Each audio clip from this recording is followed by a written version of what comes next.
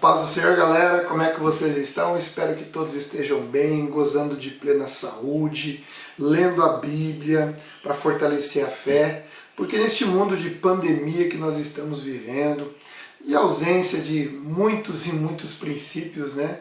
A gente vê a moralidade caída, nós podemos observar a ética quase não existe, princípios e valores cristãos estão sendo desprezados, as nossas autoridades demonstram desrespeito, a corrupção come frouxa, né? Muitas opressões, o preconceito, a indiferença. Então, olha, são tantas coisas que a gente observa, e se não for a palavra para nos dar esperança e sabedoria para passar por esse momento, olha, nós corremos um sério risco. Então vamos continuar nessa pegada firme de continuar sendo edificados pela palavra de Deus, amém? Vamos lá, nosso devocional Isaías capítulo 28, lembrando que isso aqui não é uma aula de teologia, mas um compartilhamento de algo interessante, de algumas coisas que vai enriquecer a sua devocional, amém? Então vamos lá, Isaías capítulo 28, do 28:1 até o 33:24, é uma série de 6 ameaças de julgamento. Na Almeida Revista Atualizada vai começar com a palavra ai. Na minha começa com a palavra que aflição. Mas na verdade esses 6 julgamentos eles trazem unidade a esta sessão, do 28:1 até o 33:24. Do 28:1 até o 6 diz respeito a Samaria.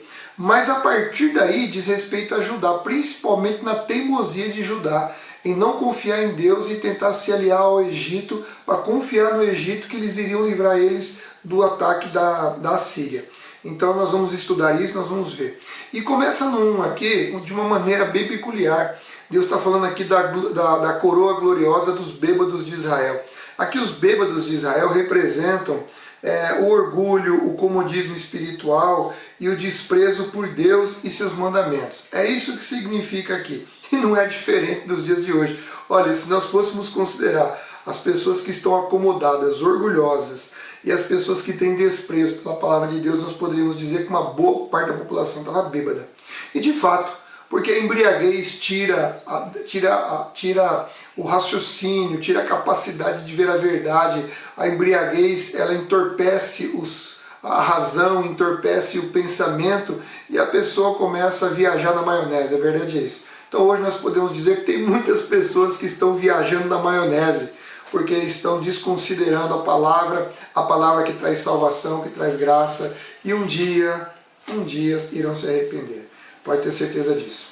Olha só, aqui no verso 2 diz assim: o Senhor enviará um exército poderoso contra ela. Então esse exército aqui, o exército assírio, que em 722 destrói Samaria e deporta o povo para bem longe lá de Israel.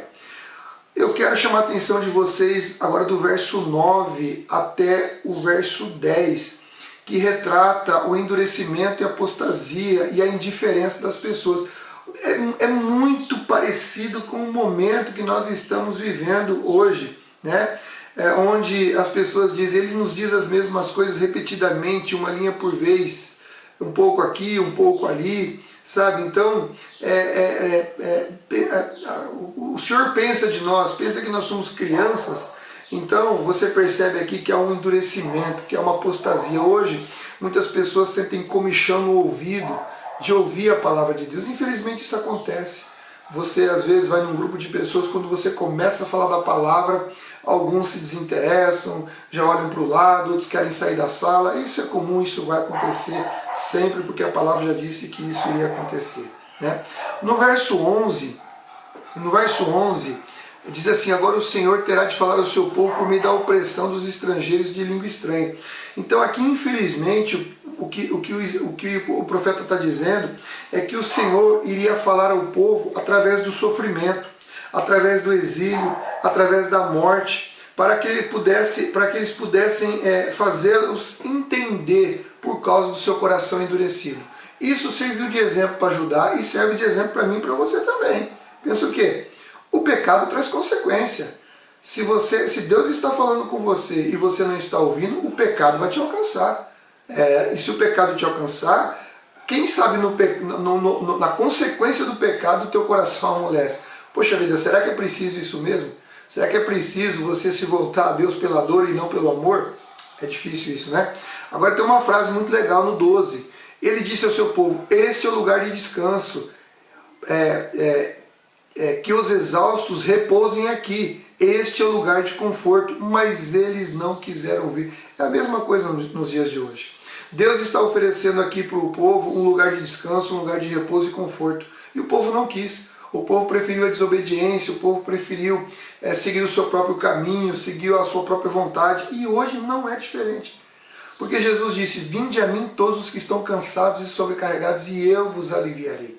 E as pessoas hoje preferem buscar alívio no consumismo, nas drogas, na sexualidade errada, no sexo, na corrupção. Procuram buscar o descanso na comodidade, no trabalho exaustivo para conquistar cada vez mais. E aí trabalha que nem louco a vida inteira para ganhar bastante dinheiro. Aí quando fica velho gasta todo o dinheiro buscando a saúde. Sabe, falta de equilíbrio, falta de sabedoria, falta de compreensão do momento. Sabe, nós devemos desfrutar sim daquilo que Deus nos dá, mas nós temos que ter uma vida equilibrada. E o verdadeiro descanso está no Senhor. Quando nós buscamos a palavra, quando nós buscamos Cristo, o Cristo da palavra, a palavra nos orienta a como viver uma vida abundante em todos os seus aspectos de maneira equilibrada. Trabalhando no momento certo, desfrutando com a família no momento certo, tendo as provisões financeiras, as reservas, sendo contribuinte, sendo uma pessoa de coração generoso. É isso que a Bíblia nos ensina. E quando nós nos colocamos à disposição de Deus em ouvir a sua palavra, somos orientados a viver uma vida muito melhor que muita gente está vivendo. Por isso que tem gente que toma 2 comprimidos para dormir e toma uns 3 para poder acordar. Ou pessoas que não têm sono, que têm uma vida agitada. Aqui tem um trocadilho que eu não quis comentar aqui no verso 9, mas volta aqui no verso 13, quando ele diz uma linha de cada vez, uma linha por vez, um pouco aqui, um pouco ali. Na verdade esse versículo hebraico aqui, ele é de difícil interpretação, ele é complicado, não dá para entender direito. Então dá a impressão que é uma frase formada intencionalmente, sem nexo, para mostrar ao povo que eles estavam tão cegos espiritualmente diante de Deus, que a revelação, por mais clara que fosse, eles não conseguiriam enxergar. Então talvez esse seja o contexto desse trocadilho, que no hebraico realmente é complicadíssimo da gente conseguir entender ele. É muito difícil. Eu, pelo menos, não consegui. Bom, aí você tira essa conclusão que parece ser mais óbvia, né? Por mais claro que seja, o coração está tão duro que a pessoa não consegue enxergar. E o pecado realmente cega o entendimento das pessoas, como Paulo já escreveu também, salvo engano, lá em Efésios. Bom, aqui no verso 16, ele fala que põe uma pedra em Sião, uma pedra angular. Então aqui, nesse contexto de Isaías, ele está dizendo que a esperança de Jerusalém era o Senhor. Ele era a esperança para o povo, mas era necessário que eles abandonassem a sua crença e crescem em Deus. Que Deus era o refúgio. Que Deus iria protegê-los mesmo nas tempestades mais terríveis e nos terremotos mais bravios. E Jesus aplicou isso aos fariseus também. Porque os fariseus confrontaram Jesus e quando confrontou Jesus, Jesus usou essa mesma aplicação. Aliás, perdão, estou confundindo com uma frase lá na frente. Na verdade, quem usa essa aplicação de Jesus aqui é Paulo, lá em Romanos 9,33. É que tem uma outra frase aqui na frente que nós vamos falar que Jesus usou. Aqui não foi Jesus, perdão. Aqui na verdade foi Paulo que usou essa expressão e Pedro. Paulo usou lá em Romanos 9,33, em Efésios 2,20 e Pedro em 1 Pedro 2, 4 e 7. Quando eles informam que a verdadeira confiança está em Cristo Jesus. Cristo é a esperança da glória. Cristo é a nossa esperança. Em Cristo nós podemos confiar. Pode vir a tormenta que for, pode vir o tsunami que for, pode vir a tribulação que for. Cristo é a pedra angular, é a pedra de segurança, é Ele que nos mantém seguros. Se você estiver em Cristo, pode ter certeza, esse momento vai passar. Se você não está em Cristo, se agarre em Cristo. Porque em Cristo tem vitória e sem Cristo, queridão, olha, tu vai comer o pão que o diabo amassou, a verdade é essa. Bom, lá no verso 17, ele fala sobre a corda de medir, provarei vocês com a corda de medir da justiça e com o prumo da retidão. Bom, a fé verdadeira, conforme Tiago fala e Paulo também nos informa, a fé verdadeira, ela é revelada por aquilo que cada um de nós fazemos. O que nós fazemos, os nossos atos, é o reflexo da nossa fé verdadeira ou não. Da nossa fé verdadeira ou não. que teve uma conversa aqui, eu fiquei preocupado se ia aparecer aqui ou não, tá? Então Jesus afirmou que através do fruto nós conhecemos a árvore, né? A árvore boa dá bons frutos e a árvore ruim dá frutos ruins. Então é assim que esse texto está dizendo que Deus julgará as pessoas, que Deus julgará as pessoas de acordo com os atos que elas praticam pela fé, tá? Lembre-se de uma coisa, ninguém é salvo pelas obras. Ninguém é salvo pelas obras. Somos salvos pela fé. Porém, os nossos atos refletem se a nossa fé é verdadeira ou não na graça de Deus e em Cristo Jesus. Porque nós somos luz neste mundo. Nós somos também sal para esta terra. E para isso nós temos que viver os propósitos do Evangelho do Reino de Deus. Os princípios, os valores, a ética, a moralidade. Então os nossos atos vão refletir a nossa verdadeira fé. E Deus irá nos julgar por tudo aquilo que nós fazemos, tudo aquilo que nós pensamos, mesmo as coisas mais ocultas, Deus avaliará cada uma delas, mas lembre-se bem, pela graça sois salvo. Creia na graça, deixe o Espírito Santo produzir bons frutos em você, e você não tem o porquê temer, porque a promessa é verdadeira e Ele é fiel para cumprir essa promessa. Amém? Bom, capítulo 29 aqui, então aqui tem o segundo ai, o segundo ameaço de julgamento para nós podermos observar. Bom, no verso 3 até o verso 4 aqui, nós temos aqui que o objetivo de Deus, dentro desse contexto aqui, era destruir o orgulho pecaminoso dos habitantes de Jerusalém. E a voz deles subiria como que da sepultura. Ou seja, por intermédio dos assírios, Deus humilharia o povo, mas não abandonaria o povo. Por isso ele diz, eu serei o seu inimigo. Né? Então das profundezas da terra você falará. Então a aflição, a angústia seria tão grande que era como se a voz do povo subisse da sepultura. No verso 7 aqui, ele diz aqui que todas as nações que lutam contra Ariel desaparecerão como um sonho. Os que atacam seus muros subirão como uma visão. Aqui se refere justamente à forma como os assírios foram derrotados por Deus. Né? Eles foram derrotados de uma forma milagrosa, de uma forma extraordinária, e do dia para a noite eles simplesmente sumiram. Essa aqui é a visão que ele está tendo. Tá bom? E no verso 13, aí sim, né? É um dito de Jesus aqui, Jesus se referindo aos fariseus, mas primeiro eu quero comentar o que diz aqui o profeta. O profeta diz, este povo fala que me pertence e honra-me com os lábios, mas o coração está longe de mim, e a adoração que me prestam não passa de regras ensinadas por homens. Então aqui, na época de Isaías também, o povo estava em suas orações e em suas conversas, eles usavam vocabulários, expressões que transmitia como se eles fossem piedosos, mas na verdade eles não honravam a Deus e não demonstravam um compromisso com o Senhor. Jesus, aí sim, Jesus usou essa mesma expressão contra os fariseus, lá em Marcos 7, de 6 a 7, e Mateus 15, 8. Jesus usou essa mesma expressão. Depois aqui no verso 15, nós temos aqui o terceiro ameaço de julgamento, ou seja, o terceiro ai, que é a indiferença ao Senhor, ou seja, a falta de compromisso no relacionamento da pessoa com Deus. E nós temos que tomar cuidado na falta de compromisso do relacionamento cristão. Ou seja, a leitura, a oração, a meditação da palavra, quando nós deixamos de fazer isso, nós somos levados para as trevas, ou seja, a falta de luz. Precisamos da luz de Deus, e a luz de Deus vem através dessas disciplinas, do relacionamento de compromisso com o Senhor. Então a pessoa que fica cega em si mesmo e na sua religiosidade, a vida vai fluir normalmente, mas a vida vai fluir em trevas, sem a presença de Deus. Lembre-se, trevas não é escuridão, trevas é ausência de luz. Nós precisamos da luz de Deus, da luz de Cristo. É isso que o profeta está falando naquela época para o povo de Judá, e agora nós podemos tomar para cada um de nós. E ele diz aqui no verso 16, como são tolos, ele é o oleiro e certamente é maior que vocês o barro. Então aqui o que ele está falando, aqui Isaías está falando, é aquilo que nós já comentamos várias vezes em nossas devocionais. A soberania do Senhor ela é indiscutível. Não tem como discutir a soberania de Deus.